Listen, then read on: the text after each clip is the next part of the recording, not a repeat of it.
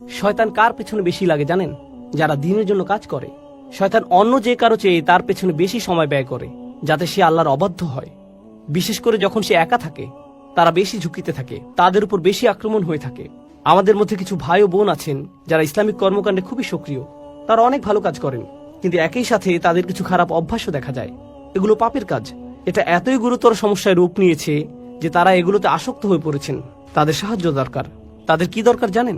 এটা মানুষের স্বাভাবিক প্রবৃত্তি যে যখন মানুষ খারাপ পরিস্থিতির মধ্যে পড়ে, সবচেয়ে ইমানদার ব্যক্তিটিও, সবচেয়ে আমলদার ব্যক্তিটিও যে সব সময় ভালো কাজ করে, যখন কেউ তাকে অপমান করে বা কেউ তার কাজের প্রশংসা করে না এবং খারাপ কিছু ঘটে, এমনকি হতে পারে তা কোনো ইসলামিক কাজে, তখন সে হতাশ হয়ে পড়ে। এরা ভালো মানুষ। সবরের ব্যাপারে তাদের চেয়ে কে ভালো জানে?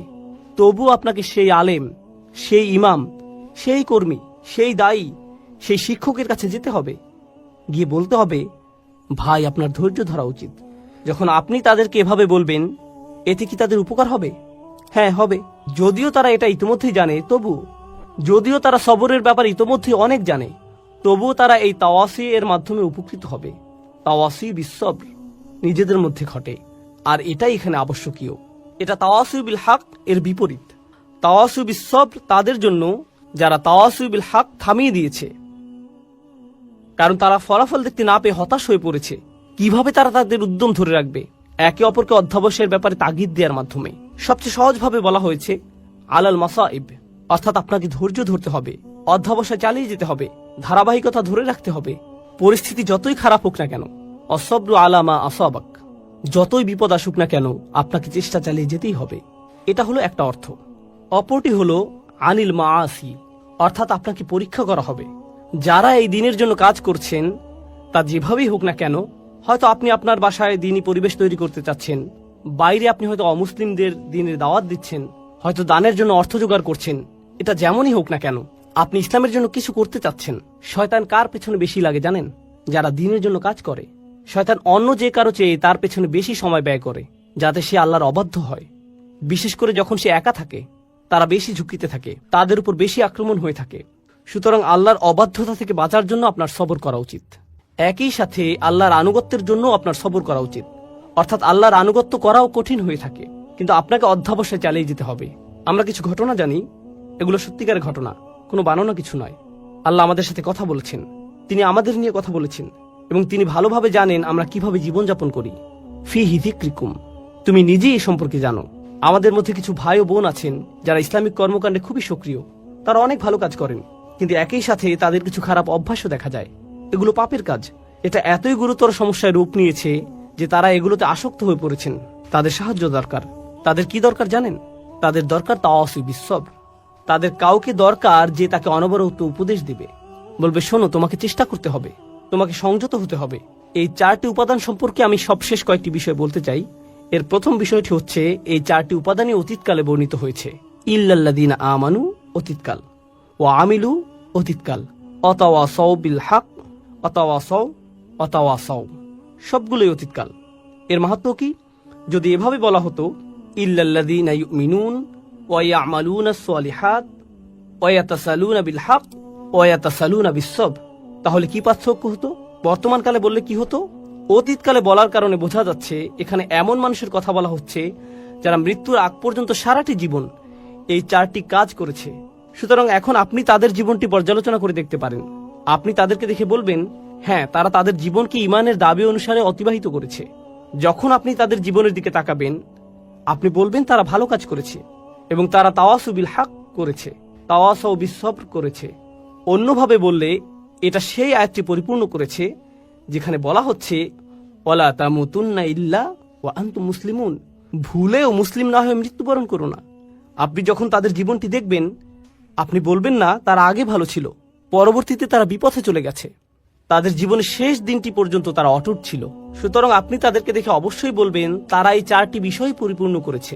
তাই এগুলোকে অতীতকাল বলার কারণ বোঝা যায়, মৃত্যুর আগ পর্যন্ত তাদের গোটা জীবনটি এই 4টি কাজের সমষ্টি। এরাই সফল হয়েছে। অর্থাৎ আপনি থামতে পারবেন না। আপনি এমন একটা জায়গায় পৌঁছাবেন যখন মানুষেরা আপনার সম্পর্কে বলবে এই 4টি বিষয় আপনি পূর্ণ করেছেন। এটাই হলো দ্বিতীয় মাহাত্ম্য। এর শেষ বিষয়টি হলো, যা আমার মনে হয় সূরা আসরের এই আলোচনার অন্যতম গুরুত্বপূর্ণ বিষয়। তা হলো বায়ের কয়েকটি তাৎপর্য আপনারা জানেন। বিলহাক শব্দটি নিয়ে আমরা আলোচনা করেছি। একইভাবে যখন তারা তাওয়াসি বিসবর করে, যখন তারা একে অপরকে উৎসাহ দেয় ধৈর্যের সাথে, তারা ধৈর্যের সাথে ধৈর্যের উপদেশ দিচ্ছে এবং তারা একে অপরকে ধৈর্যের প্রতি উৎসাহ দেয়। কেউ যদি বলে আমি তোমাকে ধৈর্যের সাথে উপদেশ দিচ্ছি আর আমি তোমাকে ধৈর্যের প্রতি উপদেশ দিচ্ছি, এই দুইয়ের মধ্যে একটা পার্থক্য আছে। এই দুইটি আসলে আলাদা বিষয়। ধৈর্য ও অধ্যবসায়ের প্রতি যেভাবে আমি তোমাকে উপদেশ দিচ্ছি, এতেও ধৈর্যের প্রয়োজন আছে। এই উপদেশ দেওয়ার জন্য আমাকে ধৈর্য ধরতে হবে। আপনাকে তাড়াহুড়া করলে চলবে না, আপনাকে খুবই ধৈর্যশীল হতে হবে। যে আল্লাহর প্রতি অবাধ্য আচরণ করে তার প্রতি আপনাকে খুবই সহনশীল হতে হবে। আপনি তাকে পরামর্শ দিবেন, এই পরামর্শ দেওয়ার সময় আপনাকে ধৈর্যশীল আচরণ করতে হবে। আর আপনি তাকে কিসের প্রতি উৎসাহ দিচ্ছেন? ধৈর্যের ব্যাপারেই। তাহলে আপনি যেভাবে তাকে পরামর্শ দেন তাতে ধৈর্যের প্রয়োজন হয়। আবার এই ধৈর্য ধারণের প্রতি আপনি তাকে উৎসাহ দিচ্ছেন। শেষ আরেকটি বিষয় আমার মনে পড়েছে, এটা নিয়ে একটু বলি। এই চারটি বিষয় আসলে একে অপরের জন্য একটা পরীক্ষার মতো। অর্থাৎ যদি কেউ সবর হারিয়ে ফেলে, শেষ কথা হচ্ছে এই চারটি বিষয় আসলে একে অপরের জন্য একটা পরীক্ষা। অর্থাৎ যদি কেউ সবর হারিয়ে ফেলে তাহলে সে তাওয়াসু বিল হক করতে পারবে না। কেন পারবে না? কারণ যখনই সে মানুষকে সত্যের ব্যাপারে জানাতে যাবে, মানুষ এমন কথা বলবে যা সে সহ্য করতে পারবে না। আর যখন মানুষের এমন কথা সে শুনবে, পরিস্থিতি তার জন্য কঠিন হয়ে যাবে। সে বলবে আমি এটা নিতে পারছি না। যখন সে বলবে আমি এটা নিতে পারছি না, আমি সহ্য করতে পারছি না, এ থেকে তার কিসের ঘাটতি বোঝা যায়? সবরের ঘাটতি। সুতরাং যখন কেউ সত্যের প্রতি আহ্বান করে না, বুঝতে হবে সেখানে সবরের ঘাটতি আছে। আরেকটি বিষয় এ থেকে বোঝা যায়, তা হলো কেউ হয়তো ভাবতে পারে যে সে সত্যের প্রতি ডাকছে, কিন্তু এই কথায় কারো কোনো সমস্যা হচ্ছে না। সে ভাবছে যে সত্যের প্রতি ডাকছে, কিন্তু তার এই ডাকায় কারো কোনো সমস্যা নেই, কেউ তার কথায় ক্ষুব্ধ হচ্ছে না। এর মানে কি জানেন? আপনি যেহেতু সবর ছাড়াই তাওয়াসু বিল হক এর প্রতি মানুষকে ডাকতে পারেন, আপনি খুব সম্ভবত তাওয়াসু বিল হক করছেন না। কেননা এই পৃথিবীর সবচেয়ে ভদ্র ও নরম মনের মানুষেরা যখন মানুষকে সত্যের পথে ডেকেছে, তারা বিপদে পড়েছেন। এটা হচ্ছে এই কাজের আবশ্যিক ফলাফল। আল্লাহর সবচেয়ে ধৈর্যশীল রাসূলদের দিকে তাকান, নূহ আলাইহিস সালামের দিকে তাকান। তার পুরোটা জীবন ছিল দাওয়াতি কাজে পূর্ণ, আর পুরো জীবন জুড়েই ছিল সবর। কেননা তিনি মানুষকে যা বলেছেন তা মানুষকে বাধ্য করেছে তাকে অপমান করতে, কটু কথা বলতে, তার বিরুদ্ধে দাঁড়াতে। আর এজন্য প্রয়োজন হয় সবরের। আর যখন এই দুটিরই ঘাটতি হয়, যখন আপনি মানুষকে সত্যের প্রতি ডাকছেন না, আর সেজন্য আপনার সবর করারও কোনো প্রয়োজন নেই, যখন এই শেষ দুটির ঘাটতি হয়, যখন কারো মধ্যে এই দুটি থাকে না, তা থেকে আমরা কি বুঝতে পারি কিসের ঘাটতি আছে? প্রথম দুটি শর্ত, ঈমান ও ভালো কাজ। কারণ যতক্ষণ না আপনি নিজেই ভালো কাজ করবেন, খারাপ কাজ আপনার চোখে পড়বে না। যদি আপনি নিজে ভালো কাজের সাথে যুক্ত না হন, আপনি বুঝতে পারবেন না খারাপ কাজ করলে সমস্যাটা কি।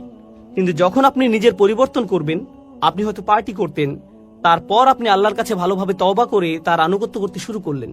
যখন আপনি আল্লাহর আনুগত্য করেন আর অন্যরা পার্টি করে, এতে আপনি বিরক্ত হন, তাদের জন্য আপনার খারাপ লাগে। আগে এতে আপনি কিছু মনে করতেন না, কিন্তু এখন আপনার মনে হচ্ছে তারা কিভাবে এটা করছে, আমার তাদেরকে থামানো উচিত।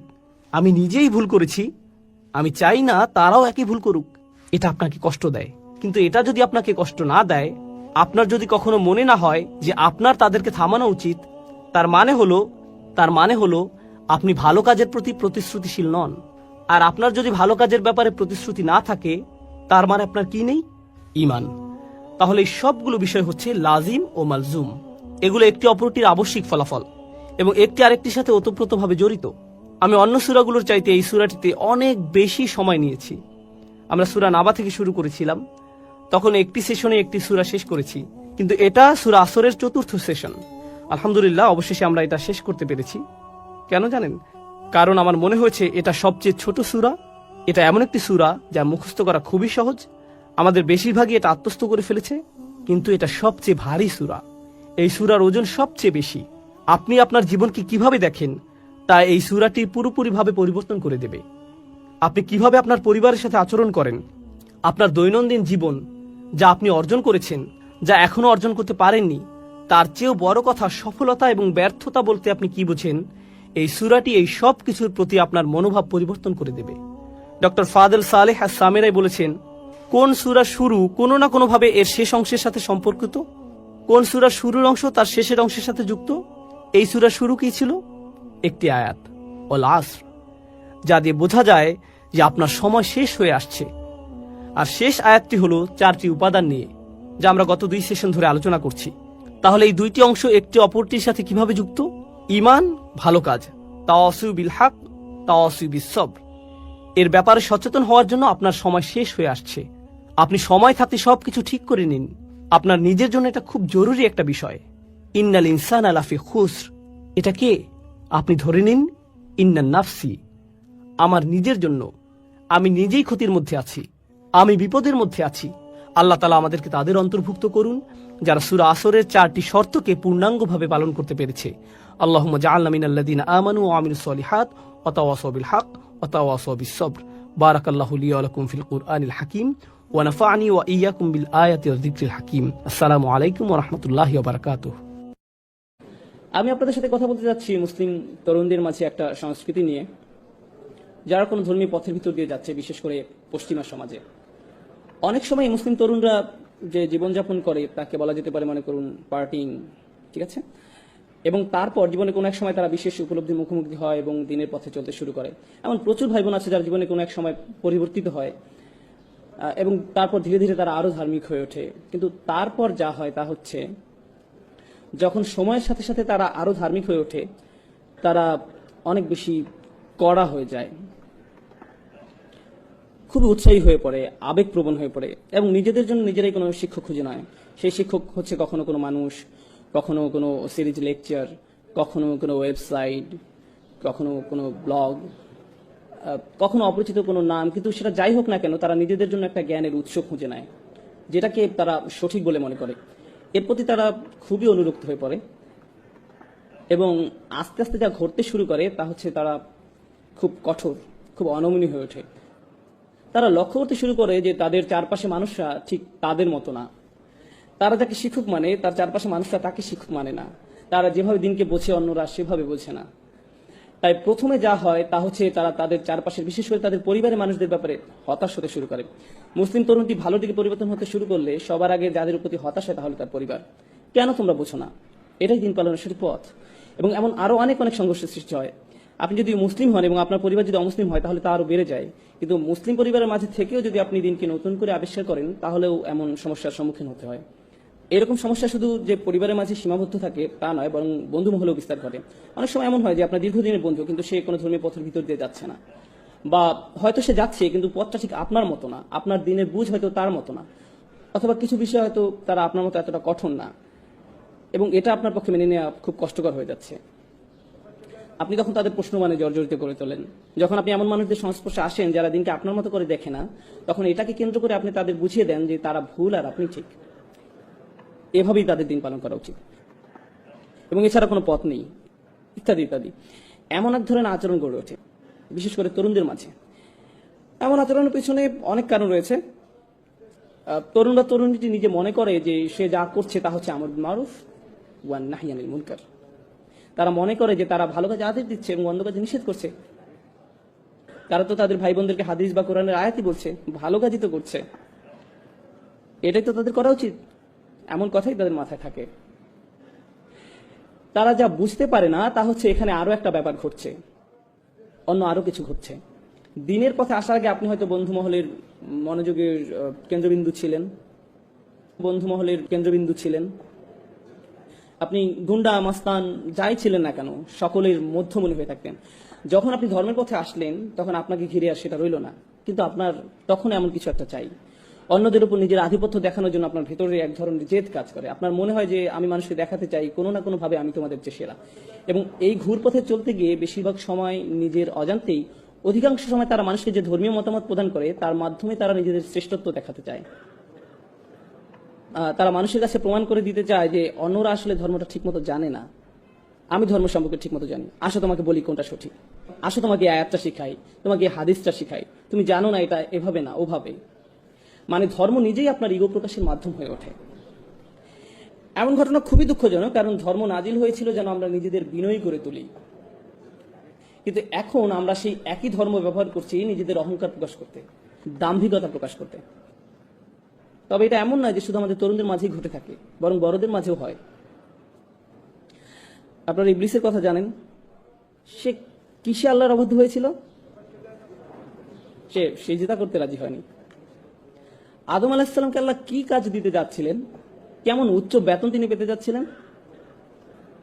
আদম আলাহিসাল্লাম কি পদোন্নতি পেতে যাচ্ছিলেন, যেটা দেখে ইবলিস বলে উঠেছিল, না না না না না, আমি এই কাজের জন্য বেশি উপযুক্ত। কি ছিল সেই কাজ? আল্লাহ তাআলা কি উদ্দেশ্যে মানুষ সৃষ্টি করেছিলেন? ইবাদতের উদ্দেশ্যে, ঠিক। এবং আদম আলাহিসাল্লামকে বলা হয়েছিল ইন্নী জাইলুন ফিল আরদি খলিফা। আল্লাহ ওনাকে কোথায় ন্যস্ত করেছিলেন? পৃথিবীতে। এবং এটা কি ছিল? আল্লাহর কাজ করার দায়িত্ব। এটা একটা ধর্মীয় উপাধি। আরো সহজভাবে যদি বলি, আদম আলাহিসাল্লামকে ধর্মীয় সম্মাননা দেওয়া হয়েছিল, দুনিয়াবী সম্মান না। উনাকে কোনো উচ্চ বেতন বা বিলাস বাড়ি দেওয়া হয়নি, ওনাকে ধর্মীয় মর্যাদা দেওয়া হয়েছিল। তাই আপনি যদি এই বিষয়টা নিয়ে ভাবেন তাহলে কিছুটা অবাক হবেন। ইবলিস এক ধর্মীয় মর্যাদার কারণে আদম আলাহিসাল্লামকে হিংসা করেছিল, তার ইগো প্রকাশ পেয়ে গিয়েছিল। কারণ সে মনে করেছিল আল্লাহর দিনের কাজ করার জন্য আদমের চেয়ে সে বেশি যোগ্য, দিনের কাজ করার জন্য আমি বেশি যোগ্য। এবং এই অহংকার প্রকাশ পেয়ে যায় যখন কেউ দাবি করে যে মসজিদের সভাপতি হওয়ার জন্য আমি বেশি উপযুক্ত, সভাপতি পদের জন্য আমি বেশি উপযুক্ত। তাকে কেন বেছে নেওয়া হলো? কেন তাকে এই কাজ দেওয়া হলো? কেন আমাকে নেওয়া হলো না? এটা একটা ধর্মীয় কাজ। সভাপতি হলে আপনাকে টাকা দেওয়া হবে না, মসজিদ পরিচালনার জন্য তো আপনাকে নতুন গাড়ি দেওয়া হবে না। কিন্তু তারপরও আমেরিকা জুড়ে আমরা দেখতে পাই কিসের জন্য মানুষ জান দিয়ে লড়ে যাচ্ছে? ধর্মীয় খেতাবের জন্য। মসজিদ পরিচালনা কে থাকবে? কার কথা শোনা হবে? কিন্তু কেন? এই রোগের সূচনা কোথায় হয়েছিল? সেই কাহিনী যথেষ্ট পুরানো। এই রোগের ভাইরাস ইবলিসের থেকে শুরু হয়েছিল। সে ওই ধর্মীয় কর্তৃত্ব চেয়েছিল। মূল বিষয় হচ্ছে এটা এক প্রকার অসুখ, এবং এটা যদি কারো মাঝে থাকে তাহলে তার সেটা অতি সত্বর চিহ্নিত হওয়া উচিত। যখন আপনার মনে হয় ভাগ্যিস আমি ছিলাম, না থাকলে এই মানুষদের একদম বিপদে চলে যেতে হতো, এদের সঠিক পথ দেখানোর জন্য অন্তত আমি আছি, যদি এটা আপনার মনোভাব হয়, আপনি ভয়ঙ্কর সমস্যা আক্রান্ত। সত্যি আপনি ভীষণ সমস্যা আছেন। কারণ আপনি ভাবছেন এই দিন কার উপর নির্ভর করে? আপনার উপর। দিনের আমাদেরকে প্রয়োজন নেই। আল্লাহর দিনকে আমাদের প্রয়োজন, কিন্তু আল্লাহর দিনের আমাদেরকে প্রয়োজন নেই। আল্লাহু গানিয়ুন হামিদ। আল্লাহ সুবহানাহু ওয়া তাআলা সমস্ত প্রয়োজন থেকে মুক্ত, তার আমাদেরকে প্রয়োজন নেই। আমাদের নিজেদের আরো বিনয় হওয়া দরকার। আমি এতক্ষণ ধর্মীয় দৃষ্টিকোণ থেকে ইগোর কথা বলছিলাম, কিন্তু পরিবারের মাঝেও দেখা যায় যে আমরা বলছি আমি মারা গেলে এই পরিবার দেখাশোনা কে করবে, কে বিল পরিশোধ করবে, আমি না করলে কে এসব করবে, এমন ভাবনা আপনার মনে আসে, ঠিক। কিন্তু আপনারা জানেন আমাদের মৃত্যু কবে হবে সেটা নির্ধারণ করা আছে। কিন্তু আপনি যতই ভাবুন না কেন যে আমার এত টাকা জমাতে হবে বা অত টাকা জমাতে হবে, আমাকে প্রমোশন পেতে হবে বা ইত্যাদি, আপনি চিন্তা করেন আপনাকে কি কি করতে হবে। কিন্তু যদি আল্লাহ তাআলা ঠিক করেন যে আপনি আজ রাতে মারা যাবেন, তাহলে যা নির্ধারিত তাই হবে। এবং আমি চলে যাওয়ার পর আমার সন্তান, আমার স্ত্রী, আমার স্বামী, যেই হোক না কেন, আল্লাহ তাআলা ইতিমধ্যেই তাদের দেখাশোনা করছেন। এটা কখনোই ভাবা উচিত না যে আমি তাদের দেখাশোনা করছিলাম, আল্লাহ তাআলা তাদের খেয়াল রাখছিলেন। আমি নিজেকে ভোলাচ্ছিলাম এই ভেবে যে সবকিছু আমার উপর নির্ভর করে। কোনো কিছু আমার উপর নির্ভর করে না। কারো ভালো করার ক্ষমতা আমার নেই, সকল ক্ষমতা আল্লাহর। যেহেতু ইগোই মূল সমস্যা, ইগো কোত্থেকে আসে? আপনার মধ্যে ইগো তখনই জন্মায় যখন আপনি সত্যিকার অর্থে আল্লাহর মহত্বকে মূল্যায়ন করতে ব্যর্থ হন, যখন আপনি আল্লাহকে সমাদর করতে জানেন না, তখন আপনি আল্লাহকে প্রশংসা করার স্থানে নিজের ব্যাপারে উচ্চ ধারণা পোষণ করেন। এখান থেকেই অহংকারের শুরু। সমস্যাটার গোড়া এখানেই। সুতরাং ইনশাআল্লাহ প্রথমে যে বিষয়টা আমি বলতে চাই তা হলো, সেসব মানুষ যারা ধর্মের লেবাস পরে থাকে, তারা দেখতে ধার্মিক, তাদের কথাবার্তা ধার্মিক, তাদের জ্ঞান আছে, আল্লাহ তাআলা যেন আমাদেরকে এইসব হতে রক্ষা করেন। এটা খুবই ভয়াবহ সমস্যা। এদেরকে যে মানুষটা দাঁড়িয়ে তার চেয়ে বেশি প্র্যাকটিসিং মনে হয়। অনেক বোনদের, যেসব বোনরা হিজাব পালন করে না, তাদের চেয়ে বেশি আল্লাহ ভীরু মনে হতে পারে। তাদেরকে বাইরে থেকে দেখতে খুবই ভালো লাগে, কিন্তু তাদের মধ্যে ইগো আছে। আপনার ভিতরে অন্যের সামনে নিজেকে মহান রূপে উপস্থাপন করার তাড়না আছে। আপনার মনে হয় যে আপনি বেশি ধার্মিক, আপনি বেশি যোগ্য, আপনি অন্যদের থেকে ভালো অবস্থানে আছেন। আর আপনি যদি মনের ভিতরে আরেকজন মুসলিমকে ছোট করে দেখেন, তার অবস্থা যেমন হোক না কেন, আপনি যদি এটা করেন, তাহলে আপনার হৃদয়ে যে জিনিসটা বাসা বেঁধেছে তা হলো কিবর, অহংকার। আর আমরা রাসূল সাল্লাল্লাহু আলাইহি ওয়াসাল্লামের উপদেশ থেকে জানতে পারি যে যাদের হৃদয়ে সরিষার দানার সমান, অর্থাৎ বলতে গেলে কিছুই না, এমন অনুপরিমাণ অহংকার থাকে, তাদের জন্য জান্নাতের দরজা খোলা নেই। অনুপরিমাণ অহংকার থাকে, জান্নাতের দরজা তার জন্য খোলা নয়। তাই আমি যেটা বলতে চাচ্ছি তা হলো, ধরুন একজন মুসলিম খারাপ কাজ করে, হয়তো সে মদ পান করে বা অন্য যে কোনো ধরনের খারাপ কাজ করে। তার খারাপ কাজগুলো বাহ্যিক, চোখে দেখা যায়, কিন্তু আপনার খারাপ কাজটা কোথায় ঘটছে? অন্তরের মধ্যে। বাইরে থেকে আপনাকে দেখতে ভালোই লাগে, মনে হয় যে আপনি ঠিকঠাকই আছেন। নিঃসন্দেহে সেই লোকটা খারাপ কাজগুলোর কারণে শাস্তিযোগ্য, কিন্তু আপনার অহংকারটাও কি শাস্তিযোগ্য নয়? আর যদিও কেউ তার কাজগুলোকে উপেক্ষা করছে না, কিন্তু যদি তুলনা করা হয় তাহলে আপনার আর তার মধ্যে কার সমস্যা দূর করা বেশি কঠিন? এদিকটা ভেবে দেখুন তো। অহংকার দূর করাটা বেশি কঠিন। কেন? কারণ আপনি একে দেখতেও পান না, সেই মানুষের মদ পান তো সবাই দেখতে পায়, এ নিয়ে তার সাথে কথা বলা যাবে, কিন্তু আপনার অন্তরের এই ব্যাপারটা সমাধান করা অনেক বেশি কষ্টের, কারণ এটার অবস্থান হৃদয়ের গভীরে, যার একমাত্র ব্যক্তি আপনি অনুধাবন করতে পারেন, অন্য কেউ আপনাকে এটা বলতে পারবে না। যদি এটা থাকে তাহলে আপনার ভেতরে আছে। আর আমি যখন আপনাদের এই ব্যাপারগুলো বলছি, এই সময় আপনার মনে হতে পারে এই মুহূর্তে আমার অহংকারী একজনের কথা মনে পড়ছে, যার এই কথাগুলো শোনা উচিত। অন্য কারো ব্যাপারে চিন্তা করবেন না, তাহলে স্বয়ং আপনার মধ্যেই অহংকারের চিহ্ন আছে। কার কথা আপনার মনে আসা উচিত? আপনার নিজের কথা। ধর্মের নসিহতগুলো সর্বপ্রথম নিজের জন্য প্রযোজ্য, অন্যের জন্য নয়। সর্বপ্রথম কার জন্য প্রযোজ্য? নিজের জন্য। আমরা এতই অন্ধ হয়ে গেছি যে আমরা ভাবি কোরআনের এই আয়াতগুলো, রাসূল সাল্লাল্লাহু আলাইহি ওয়াসাল্লামের এই হাদিস বা উপদেশগুলো সব অন্যদের জন্য, নিজের জন্য না। কোনো কিছু শোনার সাথে সাথে অন্যকে বলার জন্য আপনি পেরেশান হয়ে যান। সেগুলো প্রথমে কার মানার কথা ছিল? কার সেগুলো প্রথমে অনুসরণ করার দরকার ছিল? আপনার নিজের। এই ব্যাপারটা আমাদের অবশ্যই মনে রাখতে হবে। আল্লাহর দ্বীনের ক্ষেত্রে আমরা অনেক বেশি স্বার্থপর, আমরা আত্মকেন্দ্রিক, আমরা ধান্দাবাজ হয়ে পড়ি। এই ব্যাপারটা আমাদের অবশ্যই মনে রাখতে হবে। যখন একজন স্বামী স্ত্রীর দায়িত্ব কর্তব্য সম্পর্কে কোনো হাদিস শোনে, তখন সে কি করে? সে তার স্ত্রীকে যেয়ে বলে, এই জানো আজ কি শুনেছি, মনে রেখো। এমনকি পিতামাতাও তাদের সন্তানদের সাথে কোন একটা শোনায়, অবিল ওয়ালিদাইনি ইহসানা, তোমার পিতামাতার সাথে সদ্ব্যবহার করো। এটাকে আত্মসেবা হয়ে যায় না? আমরা কি এখানে নিজের সেবা করতে এসেছি নাকি আল্লাহর দ্বীন পালন করতে এসেছি? এটা পুরো দৃষ্টিভঙ্গি বদলে দেয়। এটা সম্পূর্ণ ভিন্ন দৃষ্টিভঙ্গি। তো এটি প্রথম সমস্যা যা আমি আপনাদের সামনে তুলে ধরতে চেয়েছিলাম। ইগো, যা কেবল আপনিই উপলব্ধি করতে পারেন, আর কেউ আপনার জন্য তা করতে পারবে না। যদি আপনার অন্তরের মধ্যে ইগো থাকে, তাহলে বাইরে থেকে যতই ভালো দেখাক না কেন, তার কি মূল্য থাকবে? কারণ আপনার হৃদয়টাই সুস্থ নেই। আর আল্লাহ বলেন, ইল্লামান আতাল্লাহু বিকলবিন সালিম, কিন্তু একমাত্র তারা ব্যতীত যারা সুস্থ অন্তর নিয়ে আল্লাহর কাছে আসবে। তাই আমাদের ভিতরের এই ইগোটাকে ঠিক করতে হবে। দ্বিতীয় পয়েন্টে যাওয়ার আগে আমি আপনাদের কিছু টিপস বলি কিভাবে বুঝবেন যে আপনার মধ্যে ইগো আছে। যদি কেউ আপনাকে কোনো বিষয় শুধরে দেয় আর আপনি খুবই অপমানিত বোধ করেন, আপনার যদি মনে হয় তুমি কিভাবে আমাকে এটা বলতে পারো, নিজেকে কি মনে করো, তার কি এমন যোগ্যতা আছে যে আমার ভুল ধরিয়ে দেয়, এটা যদি আপনার প্রথম প্রতিক্রিয়া হয়, তবে আপনার মধ্যে ইগো সমস্যা আছে।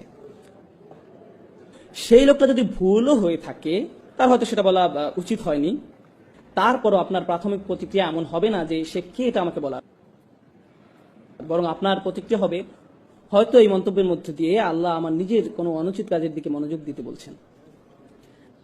আচ্ছা, এটা যদি 100% সত্য নয়, কিন্তু তার কথার মধ্যে সামান্য অংশ কি সত্য? এর মাঝে কি 1% সত্য, 0.5% সঠিক? তার কথার মধ্যে যতটুকু সত্য ততটুকুই আমি গ্রহণ করি। আমার নিজেকে বাঁচাতে হবে। সে কে আমাকে এগুলো বলার? নিজের মধ্যে এমন মানসিকতা গড়ে তুলবেন না। বাজে কথার মধ্যে থেকেও ভালোটুকু বের করে আনুন, আর বাকিটা বাদ দিন। যদি আপনার ভিতরে সব আলোচনা অংশ নেওয়ার তাড়না কাজ করে, যদি আপনার মনে হয় যে আলোচনার মধ্যে যে কোনো ভাবেই নিজের মতামত শোনাতেই হবে, আলোচনা শেষে আপনার মত গ্রহণ না করা হলে যদি আপনি খুবই অপমানিত বোধ করেন, হয়তো আপনি একটা মত দিয়েছেন, অন্যজন আরেকটা মত দিয়েছে, আর শেষে তার মতটাই গ্রহণ করা হয়েছে, আর তখন আপনি রাগান্বিত হয়ে সেখান থেকে চলে গেলেন, তাহলে আপনার ইগো প্রবলেম আছে। বিশেষ করে ধর্ম সম্পর্কিত কোনো ব্যাপারে হতে পারে, কোনো মসজিদে বসে কয়েকজন আলোচনা করছে যে তাদের কি করা উচিত এই ব্যাপারে, সেখানে আপনি আপনার মতামত দিলেন, সাথে অন্যরাও দিল, আর এই আলোচনা আল্লাহ সন্তুষ্টির জন্যই হচ্ছে, তাই না? আপনি মসজিদ বিষয়ে অথবা অন্য কোনো ব্যাপারে যে মতবাদটা দিলেন, সেটা কাকে খুশি করার জন্য? আল্লাহকে খুশি করার জন্য। আপনি তো সেটা নিজের জন্য দেননি। দেখা যাক আমার মতে প্রাধান্য পায় কিনা, এটা তো আপনার লক্ষ্য ছিল না। আর যদি সেজন্যই দিয়ে থাকেন, তাহলে আপনার চিন্তার মধ্যে সমস্যা আছে। তো আপনি যদি প্রকৃতপক্ষে আল্লাহর সন্তুষ্টির জন্য কোনো বিষয়ে আন্তরিক মতামত দেন, তাহলে ইতিমধ্যে কি আপনার পক্ষে সব লেখা হয়নি? আল্লাহর সন্তুষ্টির জন্য কোনো বিষয়ে আন্তরিক মত দেন, তাহলে কি আপনার জন্য সব পেয়ে গেলেন না? হ্যাঁ, আল্লাহ আপনাকে আপনার প্রাপ্য পুরস্কার দেবেন। তাই লোকেরা আপনার মতামত গ্রহণ করুক আর না করুক, আপনি ইতিমধ্যে সব পেয়ে গেছেন। তাই লোকেরা আপনার মতামত গ্রহণ করুক আর না করুক, সেটা আপনার কাছে কোনো গুরুত্বপূর্ণ ব্যাপার নয়, কারণ আপনি যে জিনিসটা চেয়েছিলেন তা তো আপনি পেয়ে গেছেন। কিন্তু আপনার নিয়ত যদি আল্লাহ সন্তুষ্ট অর্জন না হয়ে নিজের মতামতের প্রাধান্য হয়, তাহলে আপনি বলবেন, না, আমি আমার মত দিয়েছি যাতে এটাই প্রধান মত হয়, আর সেটা না হতে আমি অপমানিত বোধ করছি। এভাবে নিজেকে সহজেই যাচাই করা যেতে পারে। অন্যকে আপনার ইগো চেক করতে পারবে না। যদি আপনি কষ্ট পান, তাহলে নিজেকে নিজে প্রশ্ন করুন। এই ব্যাপারগুলো চর্চা করা অনেকটাই কঠিন, তারপর আমাদের নিজেদেরকে যাচাই করা চালিয়ে যেতে হবে। সুতরাং প্রথম সমস্যাটা হলো ইগো, যাদেরকে বাইরে থেকে ধার্মিক মনে হয়, কিন্তু ভেতরে নিজেদের অন্য থেকে বড় করে উপস্থাপন করার ধারণা কাজ করে। দ্বিতীয় সমস্যাটাও অনেকটা একই ধরনের। বাইরে থেকে ধার্মিক মনে হয়, বেশ ভালো লাগে, জ্ঞানী মনে হয়, মুখে ভালো কথাও বলে, ভালো পোশাক পরে, সবকিছুই চমৎকার। তাকে দেখে যে কেউ বলবে, এই ভাইটা আসলে অসাধারণ একজন মানুষ। কিন্তু ভেতর ভিতরে কি হয় জানেন? প্রথম ক্ষেত্রে নিজের মধ্যে ইগো জন্ম নেয়, আর দ্বিতীয় সমস্যা হলো হৃদয় কঠিন হয়ে পড়ে। তখন আল্লাহর কথা আপনাকে আর নাড়া দেয় না, কুরআন শুনেও আপনি কিছু অনুভব করেন না। অনেক দিন হয়ে গেছে আপনি সালাতে দাঁড়িয়ে কাঁদেন না, আপনার হৃদয়ে কোনো অনুভূতি ছুঁয়ে যায় না। আপনি নিয়মিত এগুলো শুনছেন, কিন্তু আপনার সবসময় মনে হয় আমি তো এগুলো আগে থেকেই জানি, আমার এসব শুনে লাভ নেই, এগুলো তো আমি অনেক আগেই শুনেছি, আমি জানি এরপর কি বলবেন। সালাতে দাঁড়িয়ে আপনি ভাবতে থাকেন ইমাম সাহেবের তেলাওয়াতটা আরো শুদ্ধ হতে পারতো, তার কলকলাটা আরো ভালো হতে পারতো, তিনি মতটা যথেষ্ট লম্বা করেননি, গুন্নাটা, এসবই আপনার সালাতের মাঝে হচ্ছে। এটা কিসের লক্ষ্য জানেন? আপনার তাজবিদ ভালো, কিন্তু হৃদয় কঠিন। আল্লাহর কালামও কি আপনাকে নাড়া দেওয়ার জন্য যথেষ্ট নয়? সেগুলো শুনেও কি আপনার হৃদয় বিগলিত হয় না? আপনি কেবল সেগুলোকে অবচেতন মনেই শুনে যান। একদিকে আপনার ইলম বৃদ্ধি পাচ্ছে, লোকজনের সামনে আপনাকে খুবই ধার্মিক বলে মনে হচ্ছে, কিন্তু যে সময় একা থাকেন, যখন আর কেউ আপনাকে দেখতে পায় না, তখন আপনার ভিতরে খারাপ সত্তাটা বেরিয়ে আসে, যার কিছু আলাদা আচরণ আছে, যে কিছু গোপন কাজ করে, আপনি কখনো কল্পনাই করতে পারবেন না যে সে এরকম খারাপ কাজ করতে পারে। তার স্বাভাবিক চলাফেরা দেখে, মানুষের সাথে তার আচরণ দেখে আপনি ধারণাই করতে পারবেন না যে তারা নির্জনে এরূপ, কিন্তু তারা নির্জনে একদম ভিন্ন এক মানুষের রূপ নেয়, যাকে দেখে আপনিও চিনতে পারবেন না। তো সেই মানুষের ভেতরে একটা দানব বাস করছে, তার কিছু বাজে সমস্যা আছে, কিন্তু তাকে বাহ্যিক দিক থেকে দেখে একজন মহান ব্যক্তি মনে হয়। কেউ আপনার এই সমস্যা দূর করতে পারবে না, কারণ তারা জানেও না যে আপনার মধ্যে এমন একটা সমস্যা বিরাজ করছে। তাই প্রথম সমস্যা হলো ইগো, দ্বিতীয় সমস্যা হলো কঠিন হৃদয়। আর দুটোই আত্মিক সমস্যা, দুটোই হৃদয়জনিত সমস্যা। আর এই সমস্যাগুলো কেবল একজনই শনাক্ত করতে পারে। কে সে? আপনি নিজে। ইনশাআল্লাহ শেষের দিকে যে সমস্যাগুলো দূর করার জন্য কিছু টিপস নিয়ে আলোচনা করব। আমি দ্বিতীয় পয়েন্টটা গুছিয়ে আনতে চাই, হৃদয় কঠিন হয়ে পড়ার ব্যাপারে। আল্লাহ তাআলা বলেন, যে একটা আমি শুরুতে তিলাওয়াত করেছিলাম সূরা হাদীদ থেকে, আল্লাহ প্রথমে আহলে কিতাবদের সাথে পরে আমাদের সাথে কথা বলছেন। তিনি বলেন, আলাম ইয়ানিনিল্লাযিনা আমানু, মানুষদের মধ্যে যারা ইমানদার বলে নিজেদেরকে দাবি করে, আন তাকশা কুলুবুহুম লিযিকরিল্লাহ, তাদের জন্য আল্লাহর স্মরণে হৃদয় বিগলিত হওয়ার সময় আসেনি। তাদের হৃদয় সশ্রদ্ধ ভয়ে পূর্ণ হওয়া উচিত, তাদের হৃদয় হয়ে যাওয়া উচিত বিগলিত। যখন আপনার পেশি নরম আর দুর্বল হয়ে পড়ে, জানেন সেটা আসলে খুশ, তখন আপনাকে শক্তিহীন মনে হয়, আপনার মনে হয় কেউ আপনাকে বশীভূত করে ফেলেছে। আল্লাহ বলেছেন তাদের হৃদয় আল্লাহর ভয়ে, তাঁর কথা স্মরণ করে বশীভূত হয়ে পড়া উচিত। যারা বিশ্বাসী তাদের জন্য কি আল্লাহ স্মরণে হৃদয় গলে যাওয়ার সময় আসেনি? ওমা নাযালা মিনাল হক, এবং যে সত্য অবতীর্ণ হয়েছে তার কারণে। কি সেটা? কি সত্য অবতীর্ণ হয়েছে? আল কোরআন। এরপরে আল্লাহ একে আয়াতে বলছেন, ওয়ালা ইয়াকুনু কাল্লাযীনা উতুল কিতাবা মিন ক্বাবল, তোমরা তাদের মতো হয়ো না যাদেরকে পূর্বে কিতাব দেওয়া হয়েছিল। ফাতালা আলাইহিমুল আমাদ, এরপর একটা বড় সময় অতিক্রান্ত হয়ে গেছে, তার মানে তারা এই কিতাব ধারণ করেছিল দীর্ঘ সময়ের জন্য। যখন তারা এভাবে কিতাব ধারণ করেছিল, আপনারা জানেন যখন প্রথম ধর্মীয় অনুশাসন শুরু করেন তখন আপনি উত্তেজিত থাকেন, এই উত্তেজনা একসময় চলে যায়, যা থাকে তা হলো বহিরাবরণ। ফাকাসাদ কুলুবুহুম, এরপর যা ঘটে তা হলো অন্তর কঠিন হয়ে যায়। এটি দীর্ঘ সময় অতিক্রান্ত হওয়ার পর ধর্মীয় কার্য সম্পাদন একটা রুটিনে পরিণত হয়। এমন কিছু তারা করে যা শুধু করতে হয়, তারা এটা করছে কারণ এটা করতে তারা অভ্যস্ত, কিন্তু এটা আর এমন কিছু নয় যা তাদের হৃদয়কে আলোড়িত করে। তাদের হৃদয় কঠিন হয়ে গেছে। যখন আপনার অন্তর কঠিন হয়ে যায়, তখন কলুষিত হওয়ার ভয় আপনার জন্য খুব বেশি।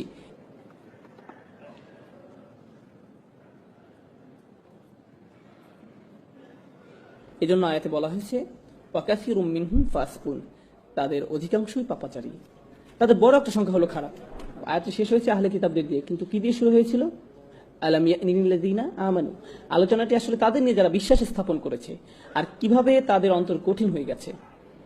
আর এটা যদি আপনার ভিতরে অনুভব করতে পারেন, কেউ আপনাকে বলে দিতে পারবে না, এটা কেউ আপনাকে বলে দিতে পারবে না। আমি আবার বলছি, আপনার জন্য এটা অনুমান করতে পারবে না। একমাত্র যে এটা ধরতে পারবে সে ব্যক্তি হলো আপনি নিজে, অন্য কেউ নয়। আপনি আল্লাহর সামনে কতটুকু বিনয়ী, আপনি অন্যদের সামনে কতটুকু বিনয়ী, এই বিষয়টা আপনাকে বলে দিতে পারবো না, আমি আপনাকে বলে দিতে পারবো না, একমাত্র আপনি বলতে পারবেন।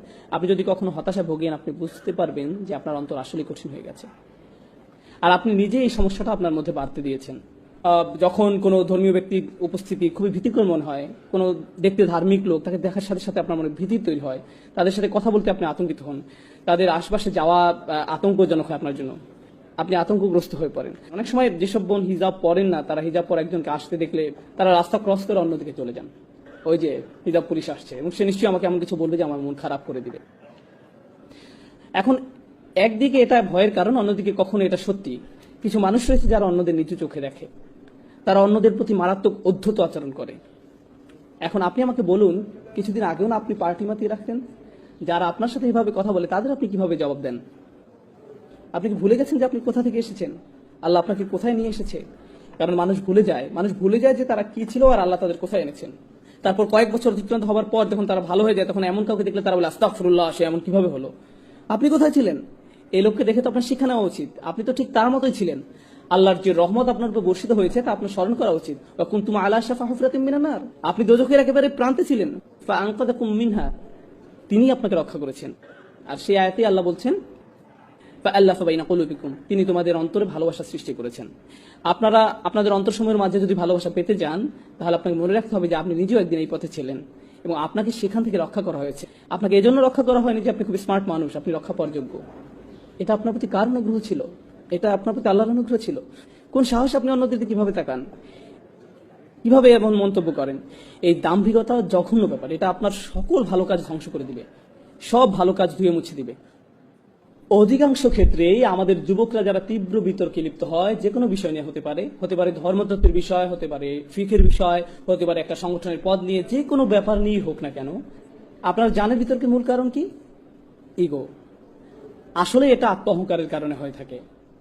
মানুষ স্কলারদের সম্পর্কে কথা বলে যেন তারা ক্রীড়াবিদকে নিয়ে কথা বলছে। ওই যে ওনার কথা আমার একদম পছন্দ হয় না। আমাকে মাফ করবেন, আপনি জানেন তিনি কত পরিশ্রম করেন আল্লাহর সন্তুষ্টির জন্য? যদি আপনি তার সাথে একমত নাও হন, প্রকৃত ব্যাপার হলো তিনি তার বাড়ি ত্যাগ করেছেন।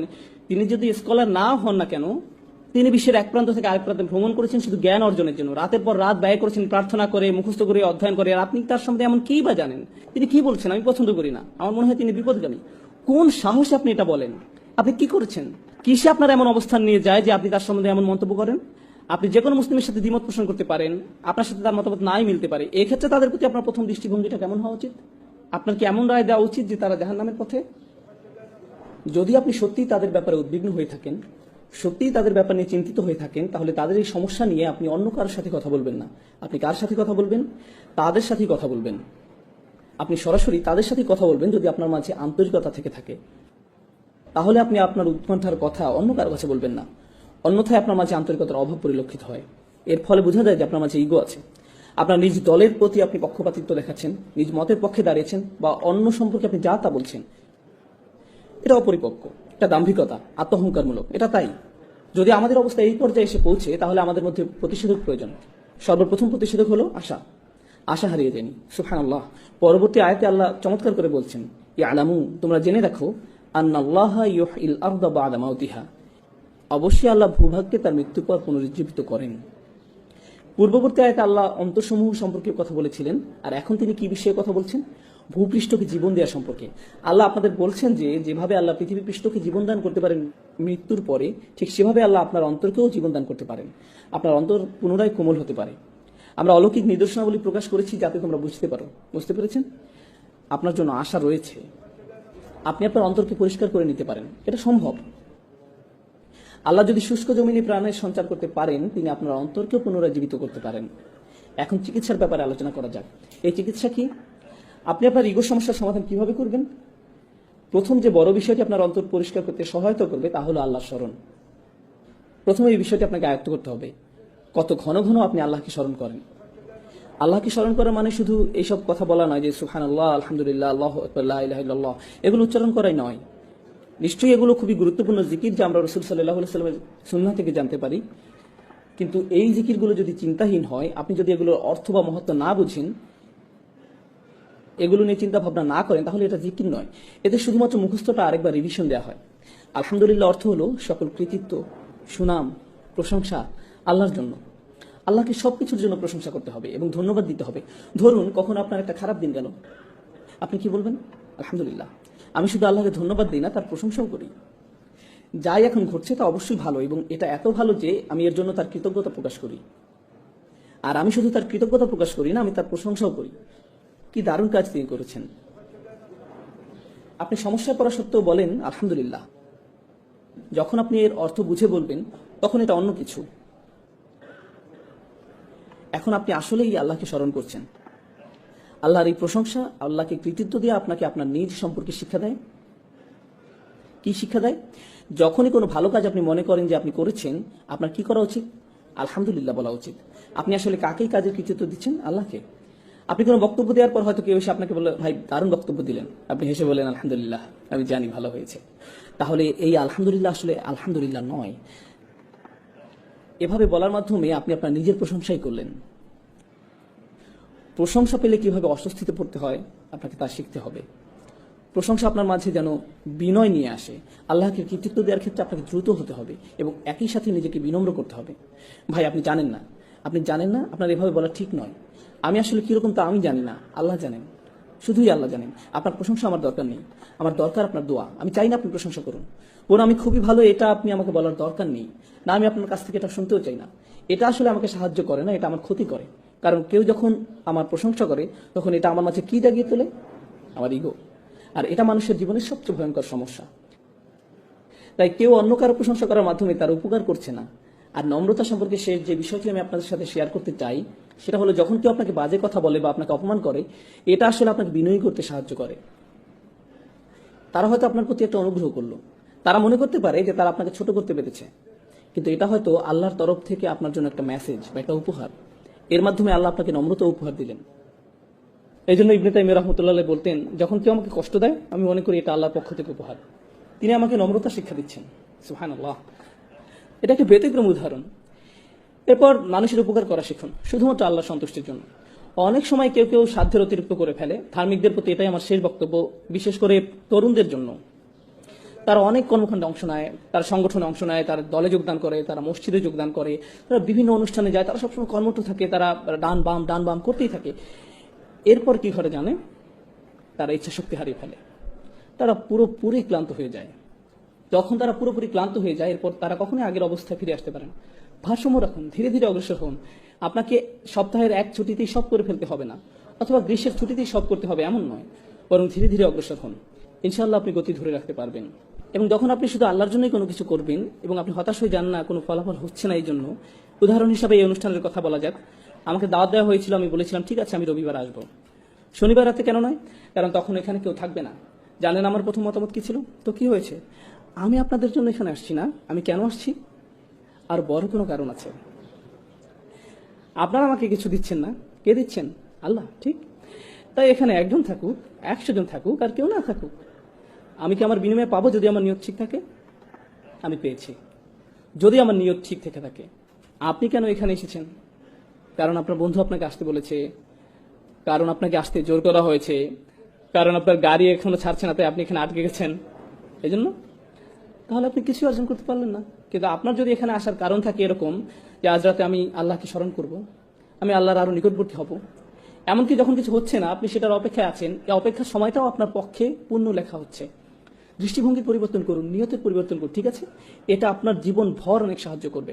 কারণ আপনি যখন কিছু করেন, যেমন প্রচারপত্র বিলি করছেন, মানুষকে প্রোগ্রামের দাওয়াত দিচ্ছেন, কিন্তু কেউ উপস্থিত হলো না, তখন আপনি মনে মনে বললেন কেউ কিছু শুনতে চায় না, কিন্তু আপনি হতাশে পড়বেন না। কারণ আপনি প্রচারপত্র বিলি করেছিলেন কি জন্য? কেন আপনি দাওয়াত দিয়েছিলেন? কোথায়, কার কাছে আপনার প্রত্যাশা? আপনার কাজ চেষ্টা করা, ফলাফল তার কাছে। আপনি এই ফলাফলের দায়িত্ব নন। আপনি যখন এটাকে আন্তরিকভাবে মেনে নিতে পারবেন তখন জীবন অনেক সহজ হয়ে যাবে এবং আপনি নিজের প্রতি অনেক সন্তুষ্ট থাকবেন। আপনি হতাশ হয়ে পড়বেন না। কারণ সেখানে মাত্র অল্প কিছু মানুষ, তাদের সংখ্যা আরো বেশি হতে পারতো। হ্যাঁ, সেখানে আরো মানুষ থাকতে পারতো, কিন্তু সেটি আল্লাহ হাতে।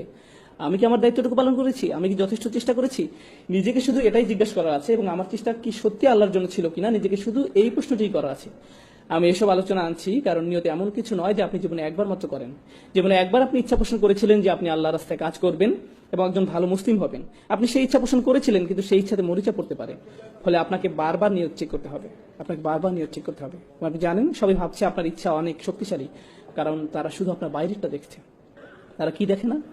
ভেতরেরটা। এবং যেহেতু তারা শুধু বাইরেরটা দেখে, তারা আপনাকে বলবেন আপনি খুবই ভালো একজন মানুষ, এবং আপনি তাদের বিশ্বাস করা শুরু করবেন, যার ফলে আপনার সমস্যাটাকে আপনার জন্য আরো ভয়াবহ করে তুলছেন। প্রথম প্রতিকার হচ্ছে আল্লাহকে স্মরণ করা। দ্বিতীয় প্রতিকার হচ্ছে উত্তম সঙ্গী খোঁজা, এমন সহচর খোঁজা যারা আপনার চেয়ে উত্তম। তৃতীয় প্রতিকার হচ্ছে গুরুত্বপূর্ণ প্রতিকার, নিজের মুখ বন্ধ রাখতে শেখা। যদি আপনি খুব খারাপ কিছু দেখেন তাহলে একজন মুসলিমকে উপদেশ দেওয়ার নমনীয় পন্থা খুঁজে বের করুন। এভাবে ভাবুন, আমি তাদের যে কথাগুলো বলতে যাচ্ছি সেগুলো কি তাদের ধর্মের প্রতি আরো বিমুখ করে দিবে? অথবা আমার সৌহার্দ্যপূর্ণ নমনীয় পন্থা খুঁজে বের করা উচিত, যা তাদেরকে ধীরে ধীরে ইসলামের মূল বিষয়ের সাথে আপোষ না করে দিনের পথে নিয়ে আসবে।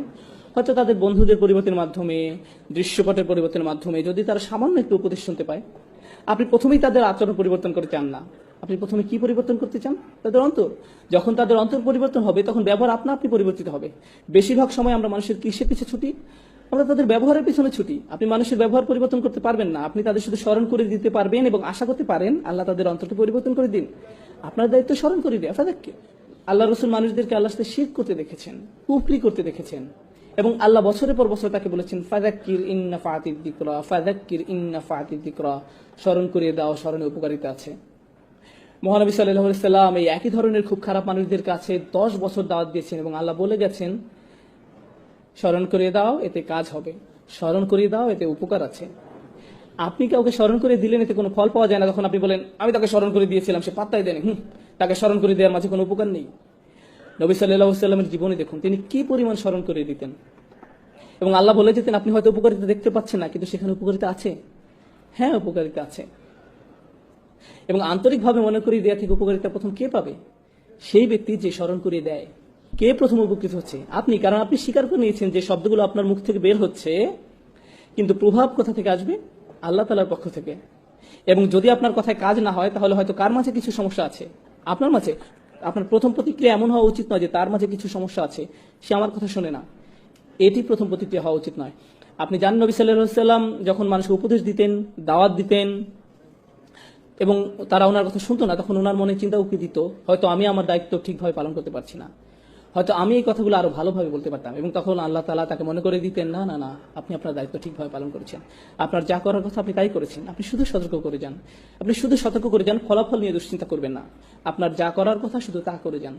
এই লাইনগুলোর সাথে শেষ যে আয়াতটি আমার মাথায় এসেছে, আমার এটি আপনাদের সাথে শেয়ার করা উচিত, কারণ এটি এই ইস্যুর জন্য গুরুত্বপূর্ণ। ইনশাআল্লাহ দুটি আয়াত, একটি সূরা শুরা, সূরা নম্বর 42, এবং আরেকটি আয়াত যেখানে নবী সাল্লাল্লাহু আলাইহি সাল্লামকে উপদেশ দেওয়া হয়েছিল, সূরা আলে ইমরান। তার মানে দুটি আয়াত। সূরা শুরা, ওয়ামা তাফারাকু ইল্লা মিন বাদি মা জাআহুমুল ইলম বাগয়াম বাইনাহুম, তাদের কাছে জ্ঞান আসার পরই তারা পারস্পরিক বিভেদের কারণে মতভেদ করেছে। যতক্ষণ তাদের কাছে জ্ঞান আসেনি ততক্ষণ তারা নিজেদের মাঝে মতভেদ করেনি।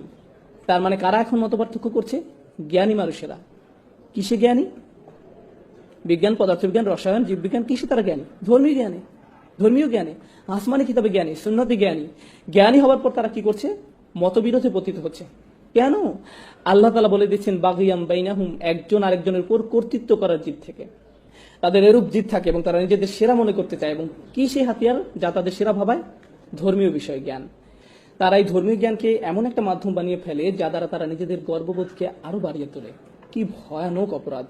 এই আয়াতের শেষে আল্লাহ তাআলা বলছেন ওয়ালাউলা কালিমাতুন সাবাকাত মির রাব্বিকা ইলা আজালিম মুসাম্মা লাকুদিয়া বাইনাহুম, যদি আপনার পালনকর্তার পক্ষ থেকে নির্দিষ্ট সময় পর্যন্ত অবকাশের সিদ্ধান্ত না থাকতো তবে তাদের ফয়সালা হয়ে যেত, তাদেরকে শাস্তি দেওয়া হতো, তাদেরকে তখনই শাস্তি প্রদান করা হতো। এটি খুবই গুরুতর অপরাধ। এটি খুবই গুরুতর অপরাধ যে তারা তাদের দিনকে মতবিরোধের হাতিয়ার হিসাবে ব্যবহার করছে, এবং অহংকার ছাড়া আর অন্য কিছুই তাদের জ্ঞানকে একে অপরের সাথে মতবিরোধের হাতিয়ারে পরিণত করেনি। আল্লাহ তাআলা আমাদেরকে এই মারাত্মক অপরাধ থেকে হেফাজত করুন, বিশেষ করে আমাদের তরুণ প্রজন্মকে। এদেশে তরুণদের যে সংস্কৃতি, আপনারা বল খেলেন, কেউ একজন আপনার সাথে ব্লক করে দেয়, এরপর কি হয়? পরের খেলায় আপনি প্রতিশোধ গ্রহণ করেন, আপনার অবস্থা পুনরায় উদ্ধার করেন, কারণ প্রতিপক্ষ আপনাকে নিয়ে হাসি ঠাট্টা করবে। এই হচ্ছে সংস্কৃতি। আমার বিরুদ্ধে তোমার এত সাহস কিভাবে হয়? এটি শুধুমাত্র খেলা নয়, এটি অহংকারের একটি পরীক্ষা। গাড়ি চালানো অবস্থায় কেউ একজন আপনাকে পেছনে ফেলে দিল, কি আপনাকে ক্রুদ্ধ করে দিল? তুমি আমাকে তোমার হোন্ডা সিভিক দিয়ে আমার M5 কে পাস করে যাচ্ছ? না না, আমি তোমাকে দেখে নিব, আমি তোমাকে আমার ক্ষমতা এক্ষুনি দেখিয়ে ছাড়বো, আমি গ্যাস প্যাডেল 4 পর্যন্ত চাপ দিয়ে তোমাকে দেখিয়ে দেবো কিভাবে কি করতে হয়। এসব কিসের বহিঃপ্রকাশ? অহংকার। এই সমাজে প্রতিনিয়ত আমাদের জানানো হচ্ছে তোমরা অহংকার বৃদ্ধি করো, সবকিছু তোমাকে নিয়ে। যে গান লেখা হয় বা গাওয়া হয়, যেমন আমার চেইন, আমার হ্যাট, আমার জুতা, আমার মোজা, যেটাই হোক সবকিছুতে আমি আমি আমি। তুমি আমাকে ছুঁতে পারবে না, আমার দিকে তাকাতে পারবে না, আমার চোখের দিকে তাকাবে না, আমি তোমার এই করবো, এরপর আমি এই করবো। এসবের মানে কি? এসব কি তাৎপর্য বহন করে? অহংকার। নিজের মধ্যে অহংকার উস্কে দেয়, নিজের উপাসনা করা। এটা ঠিক তাই, আসলে এই ইগো আত্মপূজার দিকে ধাবিত করে। এবং এই দিন শুধুমাত্র তাদের জন্য একটি দিন যারা আল্লাহর সামনে নিজেকে নত করে দেয়। তার মানে এই আয়াত খুব খুব গুরুত্বপূর্ণ। সূরা আল ইমরান এর শেষ আয়াত, বিশেষ করে যারা নেতৃত্ব স্থানীয় অবস্থানে আছেন, আপনাদের মাঝে যাদেরকে অন্যরা অনুসরণ করে, যারা জানে অথবা এমনকি ভাবে যে সে অন্যদের চেয়ে বেশি জানে। আল্লাহ রাসূল সাল্লাল্লাহু আলাইহি ওয়াসাল্লামকে বলছেন, ফাবিমা রাহমাতিম মিনাল্লাহি লিনতা লাহুম ওয়ালাউ কুনতা ফাযযান গালিযাল কলব লানফাদ্দু মিন হাওলিক। আল্লাহর বিশেষ দয়া ও অনুগ্রহের কারণে আপনি নবী সাল্লাল্লাহু আলাইহি ওয়াসাল্লাম সাহাবীদের প্রতি কোমল। ওয়ালাউ কুনতা ফাযযান গালিযাল কলব, যদি আপনি তাদের প্রতি শক্ত হতেন, কঠোর হৃদয়ের হতেন, অনমনীয় হতেন, জিদ করতেন, এমনকি যদি তাদের সাথে কথা বলার সময় কিছু পরিমাণ কঠোরতা প্রদর্শন করতেন, লানফাদ্দু মিন হাওলিক, তারা আপনার থেকে দূরে সরে যেত। তারা কারা? সাহাবারা। আপনার থেকে দূরে পালিয়ে যেত। আপনি কে? রাসূল সাল্লাল্লাহু আলাইহি ওয়াসাল্লাম। চিন্তা করতে পারেন, সাহাবারা রাসূল সাল্লাল্লাহু আলাইহি ওয়াসাল্লাম থেকে দূরে পালিয়ে যেত। আল্লাহ বলেননি আপনি যদি সত্যের পথে না ডাকেন তাহলে তারা পালিয়ে যাবে। আপনি যদি তাদের কোরআন শিক্ষা দেওয়া বন্ধ করে দেন তাহলে তারা পালিয়ে যাবে। আপনি যদি ওহী প্রকাশ না করেন তাহলে তারা পালিয়ে যাবে। রাসূল সাল্লাল্লাহু আলাইহি ওয়াসাল্লাম কি করলে তারা পালিয়ে যাবে? তিনি এখনো কোরআন শিক্ষা দিচ্ছেন, এখনো সত্যের সন্ধান দিচ্ছেন, সবকিছুই ঠিক আছে। শুধুমাত্র কি পরিবর্তনের কথা এই আয়াতে বলা হয়েছে? যা তাদেরকে দূরে সরিয়ে দিবে। যদি তিনি সাহাবীদের প্রতি কঠোর হন, কঠিন হন, এতটুকুই যথেষ্ট, তারা দূরে সরে যাবে। সুবহানাল্লাহ, কি দারুণ শিক্ষা আল্লাহ দিচ্ছেন। আল্লাহ কি দারুণ শিক্ষা রাসূল সাল্লাল্লাহু আলাইহি ওয়াসাল্লাম দিচ্ছেন। সর্বোৎকৃষ্ট নেতার প্রতি যদি এই শিক্ষা হয়, তাহলে কি আপনার মনে হয় না যে এটি আমাদের জন্য বেশি প্রযোজ্য? এটি অবশ্যই প্রযোজ্য। যদি আপনি কোনো নেতৃস্থানীয় অবস্থানে থাকেন, যদি আপনাদেরকে হাত ওঠাতে বলি, হাত ওঠানোর দরকার নেই, কথার কথা। আমি যদি হাত দেখাতে বলতাম আপনারা কয়জন নেতৃস্থানীয় আছেন আপনি জানেন? আপনাদের প্রত্যেকের হাত ওঠানো উচিত। আপনারা প্রত্যেকেই নেতৃস্থানীয় লোক। আপনাদের সবার সে অবস্থান আছে যেখান থেকে আপনারা অন্য কাউকে উপদেশ দিতে পারেন, এবং এটি খুবই ভালো। কিন্তু আপনি কিভাবে উপদেশ দিবেন? বিশেষ করে যদি তারা মুসলিম হয়, তাদেরকে ধর্ম থেকে আরো দূরে সরিয়ে নিয়ে যাওয়ার পরিবর্তে আরো ধৈর্যশীল হন। আমি বলছি না কাউকে ভুল কিছু করতে দেখলে তা মেনে নিবেন। যদি হারাম কিছু করতে দেখেন তাহলে বলবেন, দেখুন আমি জানি এটি হারাম, আমি আসলে আপনার জন্য উদ্বিগ্ন। এটি বিভিন্নভাবে বলা যায়। এই কাজটি করাতে দোজখে যাবে তুমি জানো, এটা একভাবে বলা। নিজের কাজের জন্য তোমার লজ্জিত হওয়া উচিত, এটা বলার একটা ধরন। ভাই আমি সত্যি তোমার জন্য উদ্বিগ্ন, সিরিয়াসলি তুমি জানো ওটা খারাপ, আর আমি তোমাকে ভালোবাসি। তুমি কেন এটা করছো? তোমার কোনো সাহায্য লাগবে? আসলে কেন বন্ধ করছো না? এটা বন্ধ করো, আসো এটা নিয়ে আলোচনা করি আন্তরিকতার সাথে। আন্তরিকতা এটা দেখানো যায় না, তবে প্রকাশ করা যায়। এতে প্রকাশ পায় আপনি আন্তরিক নাকি শুধু ওদের প্রতি আপনার মন্তব্য প্রকাশ করতে চান বা তাদের ছোট করতে চান। এখানে পার্থক্য আছে। আপনি মানুষের সাথে কিভাবে বলেন তার মধ্যে পার্থক্য আছে। আদিল্লাতিন আলাল মুমিনিন, তারা মুসলমানদের প্রতি বিনম্র আচরণ করে। কোরআনে এভাবে বলা আছে, কিন্তু আপনি কিভাবে জানবেন আপনি আন্তরিক কিনা? এই আয়াতে এটা বলা আছে। এরপরে আমরা শেষ করব। ফাআফু আনহুম ওয়াস্তাগফির লাহুম ওয়াশাওিরহুম ফিল আমর, কাজেই আপনি তাদের ক্ষমা করে দিন, তাদের জন্য মাগফিরাত কামনা করুন এবং কাজে কর্মে তাদের সাথে পরামর্শ করুন। তাদের ভুলের পর আপনি তাদের প্রতি সহনশীল যদি তারা ভুল করে ফেলে। প্রথম কাজ, তাদের মমতার সাথে ক্ষমা করে দিন। ফাআফু আনহুম। এরপর আল্লাহ সুবহানাহু ওয়া তাআলার কাছে ক্ষমা প্রার্থনা করুন। আল্লাহর কাছে ক্ষমা প্রার্থনা মানে এই নয়, ধরুন কোনো ভাই কিছু করলো আর আপনি বললেন, এই যাই হোক আল্লাহ তাআলা তোমাকে ক্ষমা করে দিক, এটা ফাস্তাগফির লাহুম নয়। আপনি কখন তাদের জন্য আল্লাহর কাছে ক্ষমা চাইবেন? যখন আপনি নিজের জন্য আল্লাহর কাছে ক্ষমা চাইছেন, নির্জনে। নির্জনে প্রার্থনার মানে কি? আন্তরিকতা। ওটা আন্তরিক, অকৃত্রিম। সবার সামনে যদি বলেন, ভাই তুমি অনেক ভুলের মধ্যে আছো, আল্লাহ তাআলা তোমাকে ক্ষমা করুন, আমি তোমার জন্য দোয়া করব, আয়াতে এটা বলা হয়নি। ওটা আসলে কিসের প্রকাশ? দম্ভ, অহংকার। তাদের জন্য আন্তরিকভাবে নির্জনে দোয়া করুন, ফাস্তাগফির লাহুম। আর ওরা যাতে বোঝে যে আপনি ওদেরকে ভদ্র মানুষ মনে করেন, ওয়া শাওিরহুম ফিল আমর, তাদের সাথে পরামর্শ করুন, তাদের মতামত গ্রহণ করুন, তাদের মতামত জানতে চান, তাদেরকে ভদ্র মানুষ হিসাবে গণ্য করুন। রাসূল সাল্লাল্লাহু আলাইহি ওয়াসাল্লামের কারোর সাথে পরামর্শ করার প্রয়োজন ছিল না। ওনার কাছে যা নাজিল হতো ওহী, সে অনুযায়ী উনি সিদ্ধান্ত দিতে পারতেন। কিন্তু আল্লাহ সুবহানাহু ওয়া তাআলা ওনাকে সিদ্ধান্ত গ্রহণে অন্যদের সাথে পরামর্শ করার আদেশ দিয়েছেন। কেন? যাতে তারা অনুভব করে কি সংযুক্ত, সম্মানিত। এটা একজন নেতার চারিত্রিক বৈশিষ্ট্য হওয়া উচিত। উনি তাঁর অধীনে যারা ছিল তাদেরকে বুঝতে দিয়েছেন যে তারাও সম্মানিত। ওয়াশাওিরহুম ফিল আমর, এবং কাজে কর্মে তাদের সাথে পরামর্শ করুন।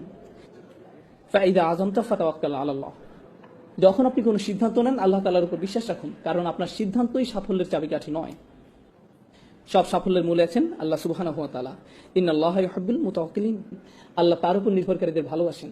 আল্লাহ আমাদেরকে আমাদের চেয়েও ভালো মানুষকে সঙ্গ দান করুন, যেন আমরা আমাদের অহংবোধ নিয়ন্ত্রণ করতে পারি। আল্লাহ সুবহানাহু ওয়া তাআলা আমাদের এই তৌফিক দিন যেন আমরা আমাদের আশেপাশে মানুষদের সদুপদেশ দিতে পারি। যারা বলে লা ইলাহা ইল্লাল্লাহ, যারা আমাদের সাথে এই চমৎকার কালেমায় বিশ্বাস করে, তারা আমাদের রক্তের সম্পর্কের আত্মীয়ের থেকেও অনেক বেশি ভালোবাসার দাবি রাখেন। লা ইলাহা ইল্লাল্লাহ আমাদের রক্তের বন্ধন থেকেও বেশি কাছের করে দেয়। আমরা যেন সব মুসলিমদের সাথে সেই রকমের ভালোবাসা এবং সহমর্মিতা অনুভব করতে পারি। আন্তরিকতা তাদের প্রতি প্রকাশ করতে পারি, আল্লাহ আমাদেরকে সেই তৌফিক দান করুন।